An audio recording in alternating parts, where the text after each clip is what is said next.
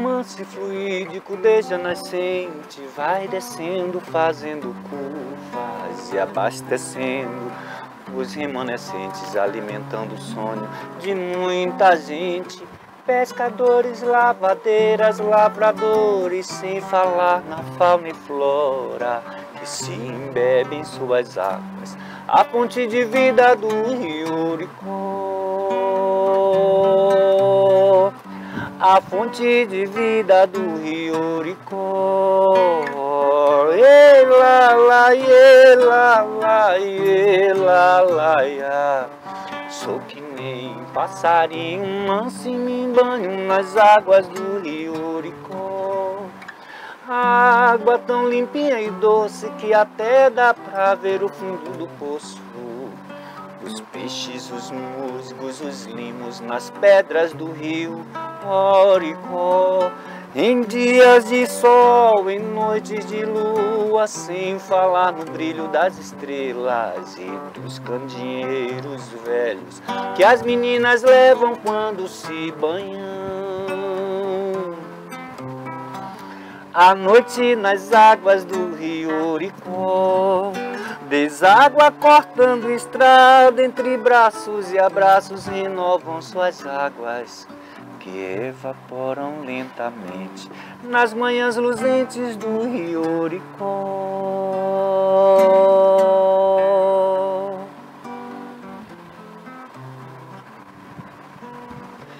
Sejam todos bem-vindos à Luz Câmera Arte, nova temporada, cenário novo, nós estamos cheios de novidades para você.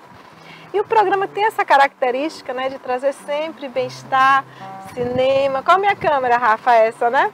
Bem-estar, cinema, música, poesia. E eu trouxe hoje um representante ideal de tudo isso, que é Zenon. Zenon vem trazendo tudo isso, a música, a literatura, a poesia. E eu vou fazer, Zenon, uma apresentação rápida, se bem que é tanta coisa que você é e que você já fez. Eu tentei resumir um pouco. Mas, gente, olha, Zenon Moreira é músico, compositor, poeta, multi-instrumentista, cantador. E aí eu perguntei para ele a diferença entre cantor e cantador. E aí ele disse: cantador é poeta. Achei tão bonita essa definição. Que mais? Professor de música e de filosofia, né? Está também se especializando agora em gestão cultural. Nasceu em Itabuna, dia 22 de setembro, último dia de Virgem. Os librianos perderam um representante. E aos 11 anos você recebeu de presente do seu pai um violão. Desde então resolveu ser pássaro e voar. Que bonito isso. Tocou em vários festivais, Terra Vista Festival, KM Festival, Festival Canta Bahia, Troféu Jupará, Banda de Bailes, Trios Elétricos. Já dividiu palco abrindo show com vários artistas como Gilberto Gil, Zé Ramalho, Dominguinhos, Décio Marques, entre outros. Ele tem trabalhos gravados em coletâneas pela Jupará Record, Canta Bahia, e também tem trabalhos interpretados por outros artistas baianos. No Festival Canta Bahia gravou Meu Sertão, interpretado por Antônia Moraes. E no CD Jupará 1, Cheiro Bom e Menino Bonito. Ele vai ficar o programa todo cantando alguns trechinhos das músicas dele, tá? E nos projetos atuais aí, que está em fase de conclusão, não é isso? A gente tem o Rio da Mata Atlântica, está cantando as belezas naturais aqui da nossa região. E poesia de cordas. É tudo isso, gente. É tudo isso. E não dá para escolher uma coisa só. Ou dá? Na verdade, a gente tem que ser multifaceta mesmo para sobreviver assim, de poesia, de cantoria, de coisas que engrandece a alma da gente, assim. Então, eu quero mais. É porque as pessoas elas precisam de um rótulo para poder compreender, né, quem você é no mundo. E aí quando você faz várias coisas, as pessoas elas ficam perdidas, porque elas não conseguem te rotular. Uma pessoa como você não consegue te rotular. A filosofia, ela entra... A paixão pela música me parece que desde os 11 anos de idade. Sim, já é isso? De criança. Você pediu esse violão ou seu pai Não. resolveu lidar? Como foi isso? Como é que o Maravilha. violão chegou até você? Eu adoro isso. Na verdade, meu pai é de Vitória da Conquista, né? E com essa questão da saga do cacau, da terra que emana leite, mel, Itabuna, cacau, aquela, então ele veio para aqui e daqui ele construiu família. Mas ele trouxe de lá a música, então os familiares deles e amigos todos tocavam bandolins, flautas, violão 7 cordas, viola. E eu cresci, né? Quando eu nasci, cresci entre esses instrumentos. Então não tinha outro, sabe? Eu, quando eu estava sendo gerado, eu já estava ouvindo isso, já lá no útero da minha mãe. Foi estimulado desde cedo, a gente estava falando exatamente sobre isso, sobre né? a questão do inatismo, do dom, né? Que pode ser já gerado foi ali. estimulado no útero materno. Então foi assim. Então, assim, você já tinha contato com os instrumentos, já. Porque aos 11 era aquele violão para chamar de seu. Ali era o meu, mas eu já bulinava, já pegava os instrumentos, assim, aquela coisa sempre com muito cuidado, porque música é muito ciumento com o seu instrumento. Sim. Mas com 11 anos meu pai me deu um violão, falou, seu violão. E ali eu já tocava umas 3 ou 4 notas, aquela coisa. E aprendi com ele, né? E a música, ela passou a ser uma necessidade para mim, porque na questão social, a gente que vem do lado da periferia, para mim foi um presente dos deuses, né? Porque a gente começa a analisar sobre a questão social, que uma criança quando toca um instrumento está muito voltado para as questões lúdicas, ele cresce pessoa boa em si, né? E eu acho que eu tive muita sorte de ter a música. Eu até ampliaria, Zenon. O jovem que começa a fazer teatro, né? O jovem que se envolve com a arte. Toda a arte. Toda a arte. Do lúdico. Ele não vai para a criminalidade. Não vai. Ele se torna uma pessoa de bem, uma pessoa linda, assim como você é. Maravilhoso é que eu fico contente assim que meu pai, né, com a sua simplicidade, veio da área rural. Ele trabalhou no campo, minha mãe também, então eles conseguiram criar 8 e todos os 8 são pessoas maravilhosas, assim, com formação, sabe, pessoas boas, caráteres, dentro da sociedade tem uma função, e é isso, eu acho que foi por isso que eu me tornei uma pessoa, porque meu pai sendo de bem, minha mãe sendo uma pessoa de bem, eu acho que não poderia ser diferente comigo, nem com os meus irmãos. Suas referências, o que você ouvia ali quando botava no vinil? Sua época era vinil. Vinil, né? Vinil. O que você ouvia no vinil? Quando tinha... era pequeno? Normalmente pequeno a gente ouve o que nossos pais ouvem, né? Sim. Mas quando você... o que te marcou em termos de referência musical? A questão da referência musical, a gente veio muito primeiro por rádio. Tinha aquele rádio que era bonitão, aqueles botões, a gente tinha um. Grandão. Se não me engano, eu não sei se eu posso falar o nome de 2 rádios referentes aqui, que se não me engano é a Rádio Clube e a Rádio Difusora, são as pioneiras. Eu cresci ouvindo clássico e as músicas de Raul Seixas, aí falava assim, esse neguinho de Dete, Juvenal, meus pais, é meio estranho, não gosta de umas músicas estranhas, né? Então eu cresci ouvindo Caetano, Gilberto Gil, o Elomar Figueira. Porque você já tinha um gosto musical. O Elomar Figueira já vinha do meu pai, de Vitória da Conquista. Neguinho de Dete, que você já mencionou num outro momento para mim, nunca te incomodou, me parece que você fala com orgulho dele. Sim, porque eram pessoas assim, eu não sei, eu acho que desinformadas. Ele é ousado. Desinformadas, assim, então quando falavam assim nesse neguinho assim, esse pejorativo para mim soava, e hoje soa como lindo, assim, mas eu não sei, eles achavam diferente, porque falavam assim, menino estranho, pensa umas coisas assim. Falando essas coisas. Porque na época em que eu cresci, tinha muito as músicas Evaldo Braga cantando Eu Não Sou Lixo, eu não gostava, sabe, aquela coisa assim. Tinha o Odair José cantando aquela Pare de Tomar a Pílula. Eu achava aquilo estranho, sabe? Mas quando eu falava, eu devia estar contente. Você está falando de que década aqui? Eu estou falando 70. da minha... Essa infância sua? Em 70 eu estava com 5. Bem, você quer saber minha idade? Eu sou um cinquentão. Sabe o que estava tocando na época? Então, na época, eu com 10 anos eu já ouvia isso, eu já ouvia 70, 10 anos eu tinha 75, né? Em 75, então eu já ouvia já não era mais o Raulzito, era o Raul Seixas. Raul Seixas. Né? Então eu ouvia o Elomar, do meu pai, do vinilzinho, que era aquela rádio, chamava de radiola, né? E tinha a tampa era a caixa de som, e a gente colocava o vinil. Então ele tinha aqueles vinis que eram grossos, uma rotação diferente. E eu gostava daquilo que falava sobre o campo. O ludismo do que Elomar cantava parecia comigo, parecia com a história do meu pai, sabe? Daquilo que a gente vivia na cidade. A cidade era muito... Havia uma sensação de pertencimento e de familiaridade. Sim, com aquilo que você ouvia. Como é maravilhoso você se sentir dentro de uma natureza e alguém cantando isso e falando, ei, você existe, você está aí. E depois essa construção tecnológica que avança e a gente vai acompanhando. Essa mudança, né? Quer dizer, como eu falei, cinco décadas, poxa, a gente mudou muito. E acredito que mudou e está mudando para melhor, né? Então você tem essas duas referências fortes desde a infância. Elomar Figueira, Raul Seixas, Caetano, Gil são meus deuses, né? Assim, e eu cresci assim.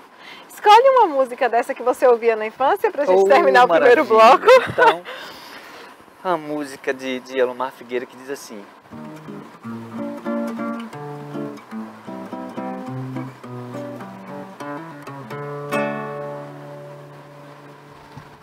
vem de longe na grande viagem, sobrecarregado para descansar.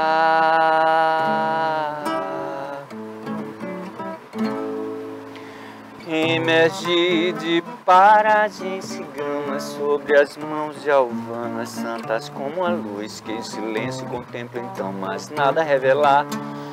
Fadigado e farto de clamar as pedras, de propor justiça ao mundo pecador. Ó lua nova, quem me dera eu me encontrar com ela num bispeio de tudo, na quadra perdida, nas manhãs da estrada e começar tudo de novo.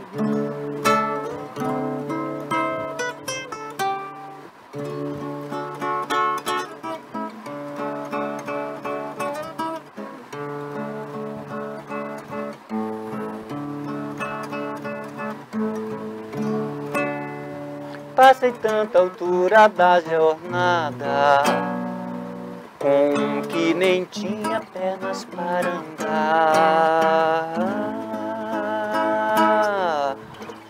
Comoveu-me em grande compaixão, voltando a olhar para os céus, recomendou-me a Deus, Senhor de todos nós, voltando, nada nos faltar, esfriando o amor, a fé e a caridade. Vejo o semelhante entrar em confusão. Ó lua nova, quem me dera eu me encontrar com ela num bispeio de tudo, na quadra perdida, nas manhãs da estrada e começar tudo de novo.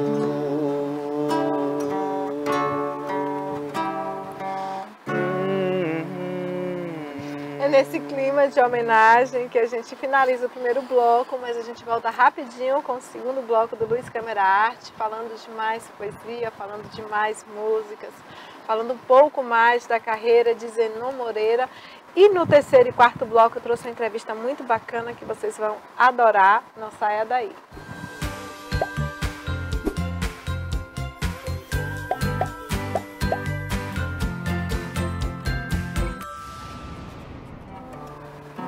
Porque você me perguntou um dia do que se tratava o rio. Eu então lhe respondi que era do fluxo da vida. Tudo é água, tudo é tudo é água. Tudo é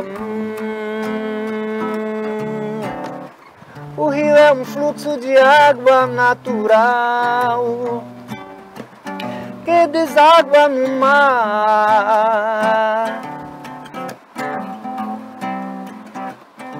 São corpos de água que correm sobre a superfície da terra. Seu movimento é proporcionado pela gravidade. É um rio que vai, tudo é água, tudo é Assim falava Tales de Mileto. A arqué de todas as coisas é a água, pois o quente evapora, o quente se evapora, o frio se solidifica, e depois de evaporado a água, descem gotículas de chuva e faz germinar toda a vida na terra, porque tudo é água. Pronto, encontramos aí um ponto de convergência entre a música e a filosofia, né? Citou um pré-socrático, Tales de Mileto. Os pré-socráticos, eles tentavam encontrar, corrija-me, tá? Os pré-socráticos, gente, eles tentavam encontrar uma explicação para a origem do universo, um elemento a partir do qual o universo se origina. Então a gente teve Tales de Mileto, que disse que o universo se origina a partir da água, era o princípio, você citou arqué. Arqué é o princípio de todas as coisas. Então o arqué para Tales de Mileto era a água, para Pitágoras eram os números, acho fantástico. Demócrito, os átomos. Demócrito já falou dos átomos, não foi? Lá atrás, nos pré-socráticos, 500 anos antes de Cristo, corrija-me. Sim. Se eu tiver errado. É certíssimo. Sou filósofa não, sou apaixonada por filosofia, então eu acabo lendo muito. Eu fico, o fogo de Heráclito, né? Aquela questão O fogo de Heráclito. As pessoas dizem que Heráclito achava que o princípio era a água, porque a frase famosa de Heráclito era que tudo flui, que não se pode entrar no mesmo rio duas vezes, porque o rio já não é o mesmo, você já não é... Gente, filosofia é fascinante. É maravilhoso. Mas a gente precisaria de um programa todo Filosofia, para falar... A filosofia em si, ela nos aguça a pensar, a questionar, a perguntar. Então, não há uma coisa feita formalmente. Alguém fala, é assim. Não, é assim. Por que é assim? Com que referência você me diz que é assim? Tentavam responder esse porquê da resposta. O porquê junto. É a busca da verdade, nunca tem.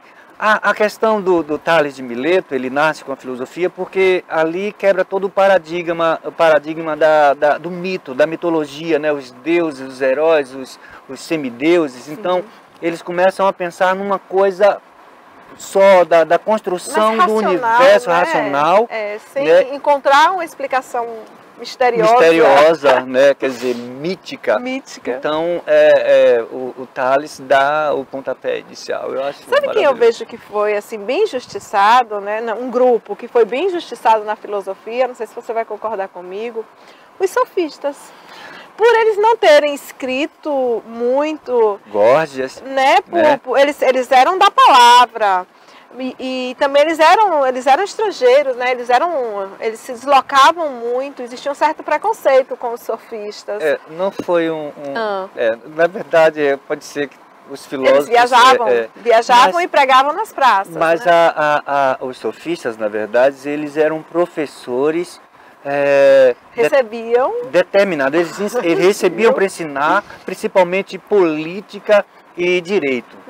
Né? Então, quer dizer, eles não ensinavam as pessoas a pensarem, a organizarem a sua cognição. Então, a questão subjetiva para os sofistas, enquanto eles professores, não era interessante. Então, interessante era fazer o cidadão político bom, quer dizer, para embate, sabe, aquela coisa. E o direito que ele tinha que, de uma certa forma, ir de encontro ao seu opositor. E era para ganhar. Então, era assim. Considerados os primeiros advogados, né? O Górgia, então, Górgia foi o que se deu bem, que teve, inclusive, ganhou muito dinheiro. Tem muitos outros, é porque às vezes o raciocínio fica um pouco lento. Mas o Górgia foi um dos principais, assim. inclusive é o mais famoso. Hoje né? você está no ensino privado, né? Sim. Dando aula de filosofia. De filosofia e música. E música. Tem que fazer... Porque nunca tem 20 horas só de filosofia, né? Para dizer a verdade. Aquela aula lá menor, né? Como o curso ele é extensivo, então algumas escolas, ela divide, ela dá uma outra... para inteirar as 20 horas, ela coloca outras disciplinas. Mas arte e filosofia é minha formação. Sua formação. Né? Aquela coisa assim. Então, eu continuo nisso. Eu adoro fazer isso. Você gosta de sala de aula? Gosto. Gosta de sala de aula? Gosta de dar aula? Eu gosto de dar aula, eu apresento o meu projeto quando é para a escola privada. Muitos observam, tem algumas mudanças. Porque eu gosto de ver o que o jovem... Na verdade, a gente quando conversa com o jovem, a gente consegue enxergar a alma desse jovem. Eu não sei se com você é assim. Tem um dito popular que eu recuso isso não faz parte. Me diga com quem tu andas, que eu te direi quem tu és. Eu acho isso uma maior falácia, sabe? Na verdade, abra bocas e fales, e assim eu sabereis quem tu és. Então, quer dizer, porque a gente só pode saber da pessoa quando a pessoa se expõe. Ela só pode se expor falando, conversando, né? Mostrando o seu interior. Porque o estereótipo é uma coisa assim, eu posso vir de terno, assim, aquela coisa assim, Sim. Ou eu posso vir assim, tá? E aí não é outra pessoa, vai gente. Mudar, não deixa de ser. É a mesma pessoa. É então, só quer dizer, segurar aqui. Eu convivo com esses jovens eles chegam para mim tranquilo, tatuados, com pinces, alargadores, mas com a alma tão generosa. Então eu consigo me enxergar neles assim como eu falei com 13 anos, aquela coisa, o primeiro pince, que é brinco, esse menino naquela época com um brinco, com um cabelinho enroladinho. Então o que eu quero dizer é que isso não vai moldar a personagem desse jovem. E às vezes eu coloco assim, esse coquezinho assim, o palhaço ele gosta de colocar, né? Alguns gostam de colocar alguma coisa vermelhinha no nariz. Mas é um personagem? É um personagem. Ou de alguma forma é você ali? Não, eu sou eu sempre. De personas. Sou eu sempre, assim. O personagem na questão do lúdico, que eu sou eternamente criança, eu sou eternamente jovem, eu quero isso, eu adoro. Eu já vi performance. Eu falei aqui que Zenon reúne tudo isso, a música, a poesia, a literatura, esqueci de dizer do teatro também, porque eu já vi performances suas que era ali uma performance artística, teatral, com você interpretando e vivendo aquilo que estava saindo da sua boca. São os temas, né? Eu acho que tudo, olha, quando a questão da diferença do cantor para o cantador e da cantoria para a música cancioneira, coisa assim. A diferença é que o cantador ele interpreta temas, né? Temas sociais, sabe? O cantador ele é requintado, né? do repente, da literatura.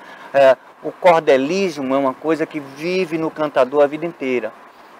A gente de uma certa forma, para o cordelismo, a gente traz guitarras, a gente traz os tambores, a gente associa toda uma questão de instrumentos, mas ela permanece com a mesma poesia, com a mesma temática. Então, assim, é um personagem aqui. E não deixa de ser você. Eu queria que você fizesse um pedaço do seu show, Poesia de Cordas, né? Onde você declama, toca, interpreta. Traz um trecho pra gente. Então, eu vou apresentar um trabalho que é de um poeta em memória. Eu não posso deixar de mencionar o nome dele nunca, porque teve uma influência muito positiva na minha vida, o Jefferson Blue. Ele era formado em agronomia e ele tinha uma relação muito grande com os instrumentos, flauta, violão, papel, caneta, um compositor exímio. E ele dizia assim: quando o cometa riscou o sertão, o povo todo ficou tão contente. A luz divina da Anunciação, vida melhor para essa gente. E como era de se esperar, o povo começou a conversar demais. começou a conversar demais. Constavam nos teoremas que aquela noite choveu, as beatas organizavam novena dizendo que aquilo era um aviso de Deus. E como era de se esperar, o povo começou a conversar demais. Uns disseram, vai ver que aquilo é uma artimanha da política ou quem sabe uma bomba comunista. Outros disseram, vai ver que aquilo é um disco voador e ao ver o sertão tão seco ele nem pousou. E como era de se esperar, o povo começou a conversar demais. E disseram ainda também que aquilo era uma alma penada indo para o além. Mas assim foi a história de um cometa que riscou as noites do sertão. Assim foi uma história. A gente vai para o intervalo comercial, tá? É bem rapidinho. Eu vou passar a entrevista que eu trouxe agora no terceiro e no quarto bloco, mas a gente vai começar o terceiro bloco com música e a gente vai encerrar o quarto bloco com música. Você não vai ficar aqui comigo, com você que está aí em casa, o programa todo, tá? Não saia daí porque eu volto rapidinho.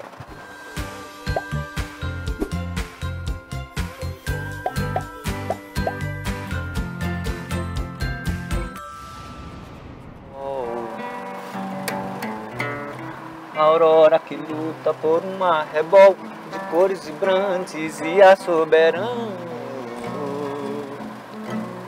O olho que mira um caro engano durante o instante que vou contemplar. Além, muito além, onde quero chegar, caindo a noite me lanço no mundo. Além do mistério do vale profundo que sempre começa na beira do mar. Ou na beira do mar, na beira do mar. Há por dentro das águas, há quadros e sonhos e coisas que sonham o mundo dos vivos. Além do cabelo que desembaraça, invoco as águas a vir inundando. Pessoas e coisas que vão arrastando do meu pensamento já podem lavar. Ah, no peixe de asa eu quero voar, sair do oceano que despoluirá. Cantar um galope fechando a ferida que só cicatriza na beira do mar. Oh, na beira do mar, na beira do mar, na beira do mar, oh, na beira do mar. Olha, Zé não vai continuar aqui com a gente, mas agora eu vou passar para vocês a entrevista que eu fiz com Luiz Fábio Miranda. Luiz Fábio esteve aqui visitando a nossa cidade, veio dar um curso sobre sonhos lúcidos. O que seriam sonhos lúcidos? Sonhos lúcidos é você estar ciente, né? Você saber durante o sonho que aquilo é um sonho. É muito interessante. Eu participei desse curso, eu fiz a entrevista, conversei bastante com o Luiz Fábio. E aí eu percebi que é possível sim. Já acontecia, né, de eu estar sonhando e eu saber que eu estou sonhando, mas no momento que você começa a estudar esse conteúdo, que você começa a entender, é como se você adquirisse uma consciência maior durante o sonho, apesar de que o sonho é conteúdo inconsciente, tá? É quando ali suas barreiras, suas reservas, seu lado consciente racional adormece, então esse inconsciente se manifesta, mas é possível você se dar conta desse processo. E Luiz Fábio até vai um pouco mais adiante, que ele diz que você pode inclusive modificar o conteúdo do sonho, né? Então se você está ali num pesadelo, numa situação difícil, você quer sair daquela situação e você está ciente de que aquilo é um sonho, você consegue fazer uma modificação ali na narrativa do seu sonho. Enfim, acompanhe a entrevista, muito interessante, você vai gostar, com Luiz Fábio Miranda, que esteve aqui para falar sobre sonhos lúcidos. Pode soltar. A nossa entrevista hoje é com Luiz Fábio Miranda, engenheiro civil, escritor, palestrante da Ordem Rosa Cruz desde 1976. E você vai conhecer um pouco sobre essa pessoa e também sobre o seu trabalho, sobre suas pesquisas, sobre sua obra. Mas, Fábio, eu gostaria que você começasse se apresentando e dizendo como é que você chega nessa parte tanto de escritor quanto de sonhos, porque você vem de uma formação na área de engenharia civil, né? Como você chegou aonde você está hoje? Então, eu sempre me interessei por isso desde criança, né? Desde criança eu queria ser escritor, desde criança eu gostava muito de psicologia. Lia demais. Então, eu fui primeiro para a área de engenharia porque tinha o curso da Universidade de São Paulo, da USP, na minha cidade. Então, eu fiz o curso, aí me mudei para São Paulo, fui trabalhar como engenheiro, trabalhei 30 anos como engenheiro. Mas já ao mesmo tempo eu fazia palestras. Foi uma escolha sua, a engenharia, não foi imposição da família, não? Não foi imposição da família, não. Muito pelo contrário, eu perdi meu pai com 9 anos e eu tinha que me manter para fazer escola. E eu consegui fazer escola em tempo integral, trabalhando à noite, trabalhando em final de semana. Então, eram desafios, né? Todo mundo dizia assim, poxa, mas tem muita gente que tem toda a condição de fazer essa faculdade e não faz. E você que não tinha condição fez. É um desafio, né? Ao mesmo tempo, paralelamente, sempre segui lendo, pesquisando. Eu fiz 3 anos de psicologia. Eu sempre com essa paixão também por outras coisas. Pela literatura e pela psicologia, pela psiquiatria, pela psicanálise, enfim. Você é uma mente inquieta. Acho que sim. Essa é uma boa colocação, né? Gosto, porque eles dizem isso, né? Existe esse preconceito, que se você gosta de uma coisa, você não gosta da outra, né? Mas está errado isso, sabe? Isso é um preconceito, isso é uma ponte que colocam para a gente, e dizem assim, é proibido cruzar essa ponte, mas você deve cruzar, sabe? Por que um engenheiro não pode estudar um pouco de psicologia e literatura, ou o que quer que seja? O teatro, música, tem uma banda. Música, pois é, música é pura matemática, né? Então, tudo está. A matemática está em tudo, né? Pitágoras dizia que a origem do universo estava nos números. E aí você começou a escrever mesmo em que fase da sua vida? Hoje, eu sempre escrevi, mas nunca gostava do que eu produzia e depois de um certo tempo eu jogava fora. Então, o que aconteceu foi que depois que eu me aposentei, eu falei, bom, agora eu vou realmente começar a escrever de forma séria, né? Eu escrevi um primeiro livro em português, A Garota que Descobriu a América, mas as editoras do Brasil não tiveram muito interesse em publicar, não era um nome conhecido, é esse livro aqui, exatamente. Então, aí eu mesmo traduzi para o inglês, porque eu trabalhei numa empresa americana há muitos anos, e eu tive uma boa formação em inglês. Então eu mesmo me propus a traduzir. Eu traduzi e... Você primeiro escreveu esse livro aqui, A Garota que Descobriu a América, em português, depois você traduziu. Eu traduzi e aí foi publicado em inglês e hoje está à venda, já há alguns anos que foi publicado, está à venda no mundo todo. E primeiro em todos os países, atrás da Amazon, né? Então primeiro em todos os países de língua inglesa, e depois também em toda a Europa e em alguns lugares até mais distantes, como Japão, China e Índia. Então esse livro está à venda praticamente no mundo todo. Então quem quiser ler esse livro e ler em inglês, né, quem tiver boa fluência em inglês, pode comprar ele através da Amazon. Só uma pausa dentro da nossa sequência de assuntos, até porque não tem sequência, né? Você estava falando que durante a infância você gostava muito, muito de ler. Eu falo muito de livros no programa. E até para poder entender a sua trajetória como escritor, quais foram suas referências de literatura? O que marcou sua vida na infância, como primeiros livros mesmo, assim, aquele livro inesquecível? Na infância, com certeza, foi o Monteiro Lobato. Sabe? Eu li toda a obra do Monteiro. Nós não tínhamos livro em casa porque nós éramos muito pobres. Mas na minha cidade, São Carlos, existia uma biblioteca pública, uma biblioteca municipal muito boa. E ali, então, eu encontrei tudo o que eu queria. Então, só que já com 11, 12 anos eu lia coisas que os meus professores não achavam muito adequado para a minha idade.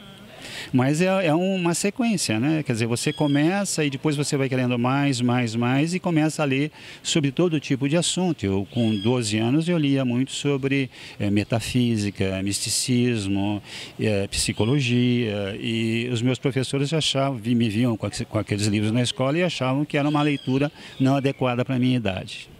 Que dizem que todo escritor nasce de um bom leitor, né? E o bom leitor nasceu a partir da obra de Monteiro Lobato. Lobato, aqui no Brasil.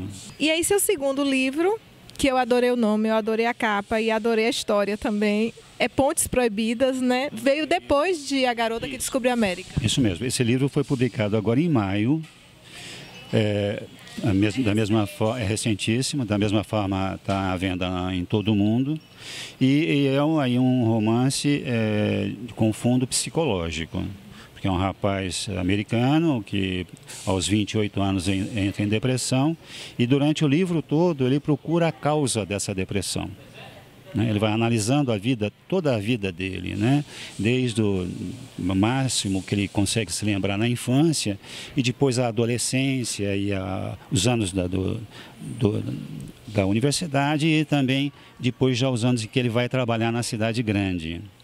E quais seriam essas pontes proibidas desse jovem nessa história? Pois é, as pontes proibidas são pontes, claro, não são pontes físicas, né? São pontes mentais, psicológicas, são aquelas que nos proíbem a nossa educação, a nossa família, algumas experiências que nós temos ao longo da vida, elas nos proíbem de cruzar certas pontes. Algumas, o livro fala muito a respeito de drogas, então algumas, elas têm realmente uma causa, um motivo para não serem cruzadas. Exatamente. Nem tudo tem que ser experimentado. Tem que ser experimentado porque o risco se torna muito grande.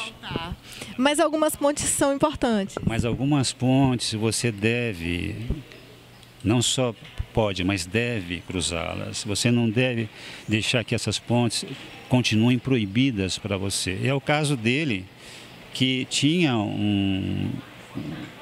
vamos dizer assim, um talento para um determinado tipo de coisa na vida, mas devido à influência do pai, que era um fazendeiro e queria ter um filho doutor, então o pai vai manipulando de forma que aquela ponte das artes, né, que o leitor logo percebe que ele nasceu para aquilo. Você é um artista.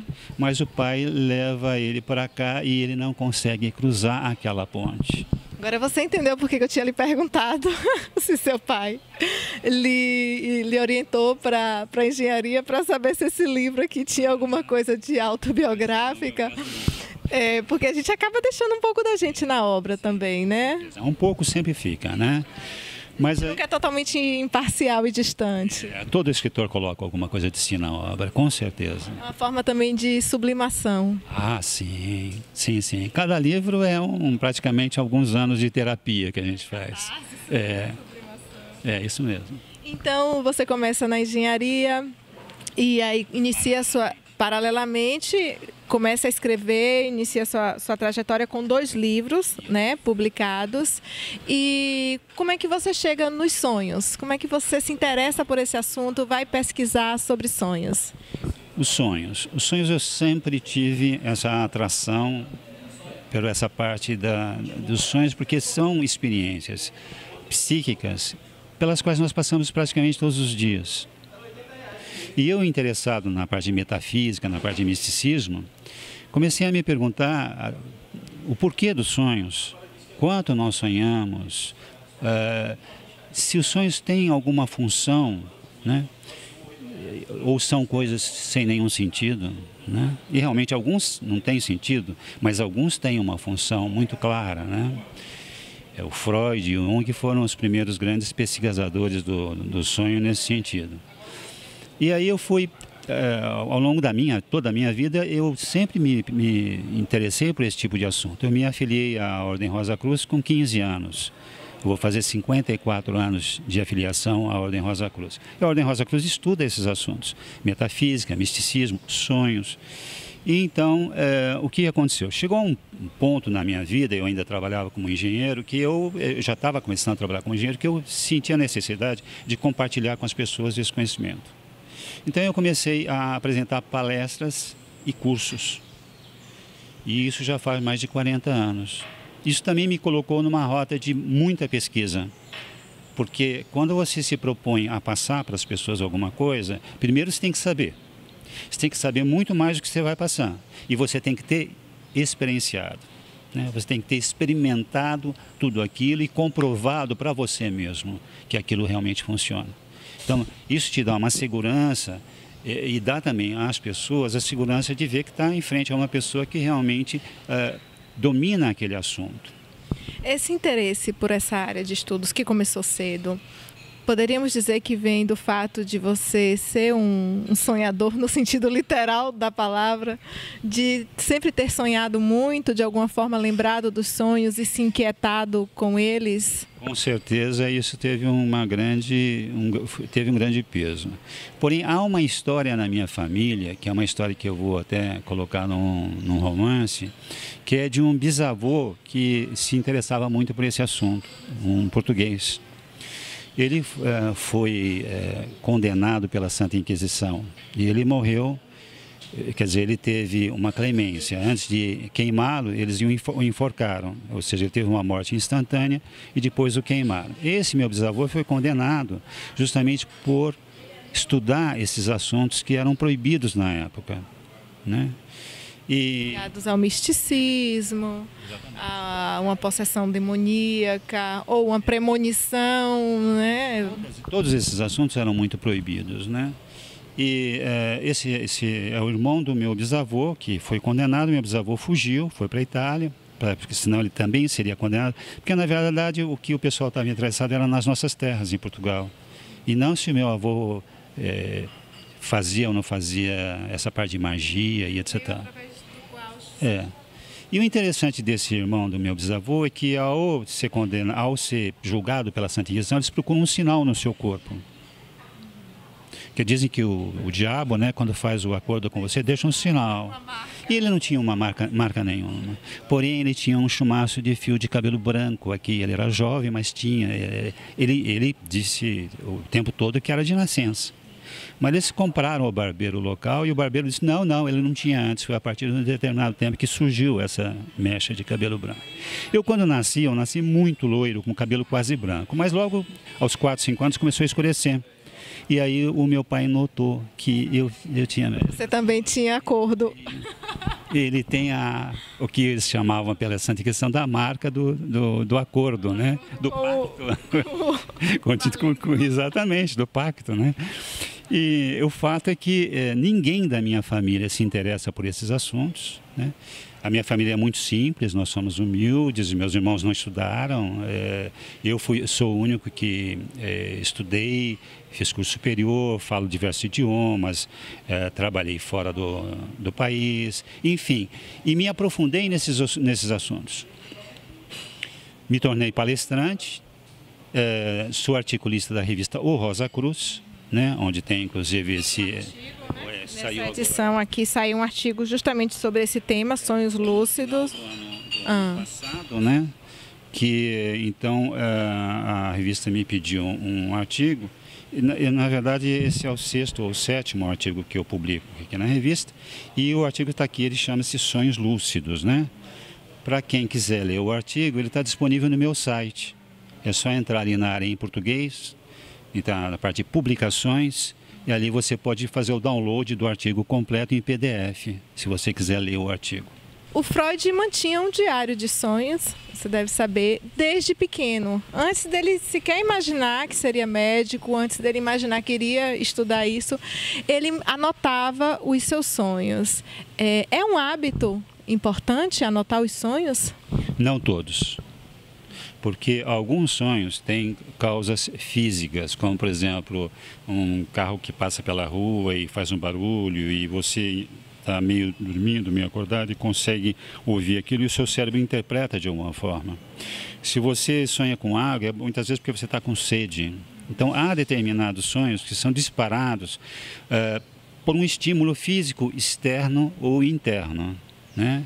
Agora, há sonhos que são realmente comunicações do seu subconsciente, mensagens do seu subconsciente, que merecem ser anotados, merecem ser analisados, até, se for necessário, com o auxílio de um profissional da área, né? Então, mas aí você fala que os sonhos são mensagens.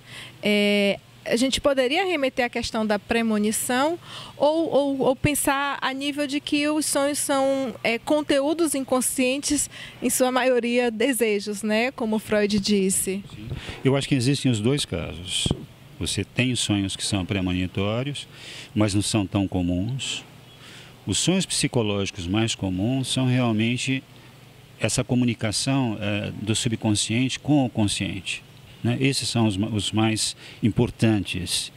E no meu curso eu explico para as pessoas que elas podem fazer o seguinte: elas podem se condicionar a ter o sonho mais importante um pouco antes de acordar pela manhã, porque esse sonho ela vai se lembrar. Os sonhos que você tem ao longo da noite, porque nós temos 5 ciclos de sonhos ao longo da noite, né? Você adormece, não sonha, 1 hora e pouco depois você começa a sonhar, porque os olhos começam a se mexer.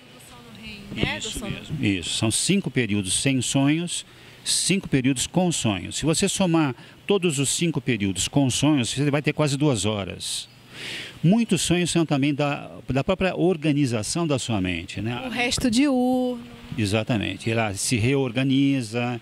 Então, ou seja, o que eu digo no meu curso é assim: faça um tipo de um acordo com o seu subconsciente. Diga assim a ele: olha, se você tiver aquele sonho importante que eu me lembre, faça de manhã, um pouco antes de eu acordar, porque esse eu vou me lembrar sem dúvida nenhuma. E aí eu vou anotar e vou depois procurar o que é que você está me dizendo. Porque o subconsciente trabalha de uma forma diferente do consciente. O consciente trabalha com linguagem e o subconsciente trabalha com símbolos, né? Então é necessário. Nem tudo que a gente sonha é aquilo de fato. Você próprio, se você vê um animal no sonho, veja só, isso aconteceu há 15 dias, eu te sonhei com um gatinho e o gatinho era muito carinhoso, sabe? E ele ficava se enrodilhando em mim, ronronando. E quando eu acordei, eu falei: esse gatinho sou eu mesmo. Porque uns dias antes eu estava pensando assim: puxa, eu preciso ser um pouco mais carinhoso comigo mesmo, sabe? Eu estou muito... Me cuidar mais. Exatamente. E o que acontece? Isso vem num sonho, um gatinho... né? Então é uma compensação de uma necessidade ou um desejo, né? Vamos tentar definir sonhos lúcidos, né? Para quem nunca teve contato com esse material, né? Como você poderia explicar o que é um sonho lúcido? Perfeito. Isso é uma experiência que as pessoas às vezes passam por ela, mas elas acham estranho e seguem em frente sem pensar muito sobre o assunto. O sonho lúcido é aquele quando você está dormindo, sonhando, e de repente, no meio do sonho, você fala assim: olha, isso é um sonho, eu estou sonhando. Então você se tornou lúcido, você ficou lúcido no meio de um sonho. O que as pessoas muitas vezes não sabem é que, ao constatar que é um sonho, ao se tornar lúcido, você pode subir um outro degrau. Você pode falar: bom, se então isso é um sonho, eu posso dirigir o meu sonho. Então, ao invés de sonhar com qualquer coisa, como eu estou sonhando agora, eu vou sonhar que eu estou indo para Paris, que eu estou visitando a Torre Eiffel, que eu estou na Grande Pirâmide do Egito. Enfim, eu posso fazer aquilo que eu quiser no sonho. Inclusive realizar desejos que eu não posso realizar na realidade. Exatamente. Muita gente... ultrapassar as pontes proibidas. Ultrapassar as pontes proibidas. Uma coisa que as pessoas adoram fazer logo que ficam lúcidas é voar. Tá? Então você pode voar como super-homem, ou você pode criar um tapete mágico e falar: agora tapete, me leve para dar um passeio sobre o farol da Barra em Salvador. Né?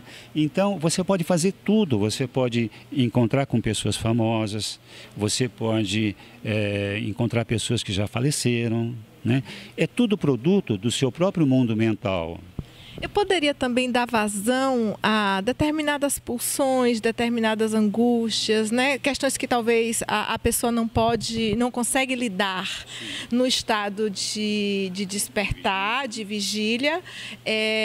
Então a gente faria essa limpeza de chaminé, voltando aos primórdios da psicanálise, né? Conscientemente, né? Porque a psicanálise trata isso como um conteúdo inconsciente. Mas através do sonho lúcido eu poderia me propor a fazer esse processo catártico mesmo, terapêutico, durante o sono? Sim. Se for uma coisa até um determinado nível, sim, né? Se for uma coisa muito séria, eu volto sempre a dizer, você tem que procurar um profissional. Eu me lembro perfeitamente, quando eu fui fazer o seminário de sonhos lúcidos com o pesquisador que comprovou em laboratório que era cientificamente que o sonho lúcido realmente acontece, porque até então, até 1975, 78, se pensava que eram momentos de lucidez, mas que naquele momento, naquele período, a pessoa não estava realmente dormindo e sonhando, né?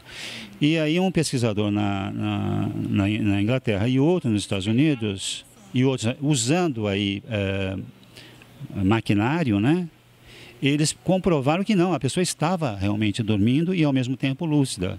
E eles fizeram isso pedindo à pessoa, quando entrasse no estado de lucidez, mandasse uma mensagem, um aviso, através do movimento dos olhos.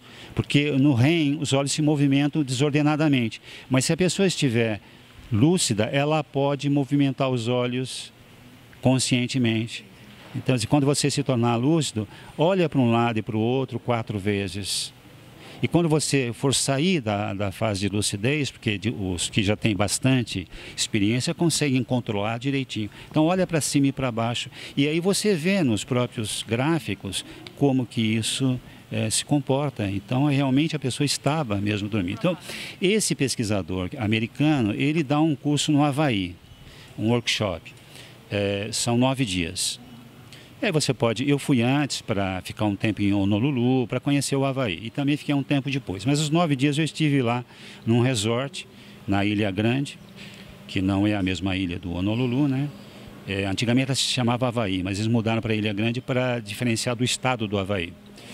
E aí eu estive lá fazendo esse workshop. Lá, durante esse workshop, conversando com a assistente dele, ela me disse assim que uma vez, sonhando lucidamente, ela resolveu perguntar qual que era a razão do universo, né? Por que existe tudo isso, né? Existe um motivo para existir tudo isso, né? Qual a finalidade de existir o universo? E ela perguntou durante o sonho lúcido, né? Ela perguntou não a alguém, mas ela perguntou a si própria, né? Ao seu próprio subconsciente, que está em constante contato com o inconsciente coletivo e que ali tem toda a informação de todas as eras e de todos os tempos e de todos os lugares, né? E ela se perguntou, e interessantíssimo foi a resposta que ela obteve, porque a resposta foi o seguinte: a sua espécie, a espécie humana, no seu atual nível de evolução, com o cérebro que vocês têm hoje, com o sistema nervoso que vocês têm hoje, infelizmente ainda não é possível vocês entenderem isso. O assunto é fascinante, dá vontade de ficar aqui o dia todo, né? E eu percebo a possibilidade, esse assunto é tão rico, a possibilidade da gente estar fazendo links, né? Com as filosofias orientais, fazendo link com a física quântica, com a própria psicanálise, como a gente vem fazendo, do tanto que esse assunto é rico. Eu acredito que você vai continuar estudando, vai continuar pesquisando e vai continuar passando esse conhecimento. Assim, é a primeira vez que eu venho aqui a Itabuna e espero que seja a primeira de várias vezes. Isso, muitas vezes. E a gente vai bater papo novamente, tá bom? Você vai trazendo. E quem quiser acompanhar a sua produção literária através do site, tá? Fala o endereço novamente. www.luisfabiomiranda, Luiz com S, né, .com. Você assistiu a entrevista com Luiz Fábio Miranda sobre sonhos lúcidos. E nessa nova temporada de programa, a gente vai estar sempre trazendo entrevistas, fazendo gravações externas. E claro, continuando com muita música, muito cinema, muita literatura, muita poesia, muita arte. Continuando com tudo isso que faz a vida valer muito mais a pena. Vamos encerrando, como sempre, da forma antiga. Então lembre-se, assista bons filmes, leia bons livros, ouça boa música. Cuide do planeta, cuide da sua mente, do seu corpo, do seu coração. Assista o Luiz Câmara Arte e seja feliz todos os dias. Beijos. Voltar pra casa é bom, ter um lugar é melhor quando se tem o dom de cantar. Precisa ter um tom, amor também é bom e um violão pra tocar. Um chamego, um colo, um cheiro, um amor assim meio trigueiro, de modo ardente matreiro eu vou ter. E na lembrança de um dia, linda flor e a alegria eu sempre te dei. Ai, ai, meu cheiro bom, tem gosto de cajá. Ai, ai, meu coração não quer sair de lá. Papabê, ai, ai, ai, ai, laia, laia, laia, laia, laia, laia.